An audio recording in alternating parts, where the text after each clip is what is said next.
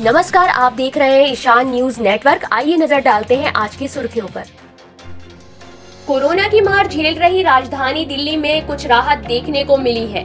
एक ओर नए केसों की संख्या में कुछ हद तक कमी आई है, तो दूसरी ओर अब 18 से अधिक उम्र वालों का वैक्सीनेशन शुरू हो गया है। मंगलवार को वैक्सीनेशन के इस चरण का दूसरा दिन है। ऐसे में उम्मीद है कि टीका लगाने की रफ्तार कुछ हद तक बढ़ेगी। ऑनलाइन क्लास के दौरान भी छात्रों से पूरा ट्यूशन फीस वसूल रहे स्कूलों पर सुप्रीम कोर्ट ने एक अहम आदेश दिया है। हालांकि ये आदेश राजस्थान के स्कूलों से जुड़ा है, लेकिन इसके आधार पर दूसरे राज्यों के अभिभावक भी राहत की मांग कर सकते हैं। सुप्रीम कोर्ट ने कहा कि ऑनलाइन क्लास के चलते स्कूलों का जो खर्चा बच रहा है, उसका फायदा छात्रों को मिलना चाहिए। कोविड से जूझ रहे यूपी से एक बड़ी खबर मिली है। यूपी में आज से शराब महंगी हो गई है। 10 से 40 रुपए तक शराब के दाम बढ़ा दिए गए हैं। बढ़े हुए ये दाम कोविड सेस के तहत वसूले जाएंगे। विदेशी शराब पर सबसे ज्यादा 40 रुपए कोविड सेस लगाया गया है। कंगना रनौत का ट्विटर अकाउंट मंगलवार को सस्पेंड कर दिया गया है। माना जा रहा है कि बंगाल चुनाव परिणाम के बाद ममता बनर्जी पर की गई टिप्पणी के बाद कंगना के ट्विटर अकाउंट पर ताला लगा दिया गया है।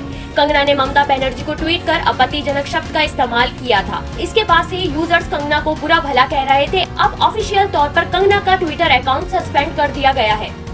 दिल्ली में कोरोना वायरस के जारी महासंकट के बीच मंगलवार को मुख्यमंत्री अरविंद केजरीवाल ने प्रेस कॉन्फ्रेंस की। अरविंद केजरीवाल ने ऐलान किया है कि दिल्ली में 72 लाख राशन कार्ड धारक हैं। उन सभी को 2 महीने तक मुफ्त में राशन मिलेगा। अरविंद केजरीवाल ने कहा कि दिल्ली में जितने भी ऑटो चालक, टैक्सी चालक हैं, उन सभी को 5-5 हजार रुपए की आर्थिक मदद दी जाएगी। इसके तहत करीब 1.5 लाख ऑटो टैक्सी चालकों को लाभ पहुँचेगा। कोरोना वायरस के बढ़ते खतरे के बीच आईपीएल को सस्पेंड करने का फैसला किया गया है। पिछले कुछ दिनों में आईपीएल की कई टीमों में कोरोना के केस सामने आए थे, जिसके बाद बीसीसीआई ने ये फैसला लिया है। टीम के खिलाड़ियों और सदस्यों को लगातार पॉजिटिव होने के बाद ये फैसला लिया गया। फूड ऑर्डर और डिलीवरी प्लेटफॉर्म स्विगी के कर्मचारी मई महीने में हफ्ते में सिर्फ 4 दिन ही काम करेंगे। इसे लेकर एक इंटरनल मेल भेजी गई है। कोरोना के बढ़ते मामलों को देखते हुए स्विगी ने अपने कर्मचारियों की सुरक्षा की खातिर ये फैसला लिया है।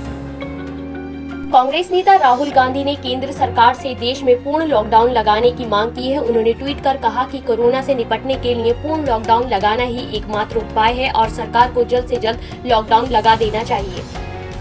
उत्तर और मध्य भारत के कई राज्यों में सोमवार को बारिश होने के कारण दिल्ली में बढ़ते तापमान से राहत मिली। मौसम विभाग के अनुसार मंगलवार को दिल्ली एनसीआर के कुछ हिस्सों में हल्की बारिश होने की संभावना है, जिससे लोगों को गर्मी से निजात मिल सकेगी। विभाग के अनुसार 4 और 5 मई को शहर के कुछ हिस्सों में हल्की बारिश हो सकती है। वहीं तापमान भी 40 डिग्री सेल्सियस से नीचे रहेगा। राजधानी दिल्ली में कोरोना की बेकाबू रफ्तार के बीच ऑक्सीजन की किल्लत भी जारी है। मंगलवार को एक बार फिर हाईकोर्ट में इस मसले पर सुनवाई हुई। दिल्ली हाईकोर्ट ने एक बार फिर ऑक्सीजन की किल्लत को लेकर केंद्र सरकार को फटकार लगाई है।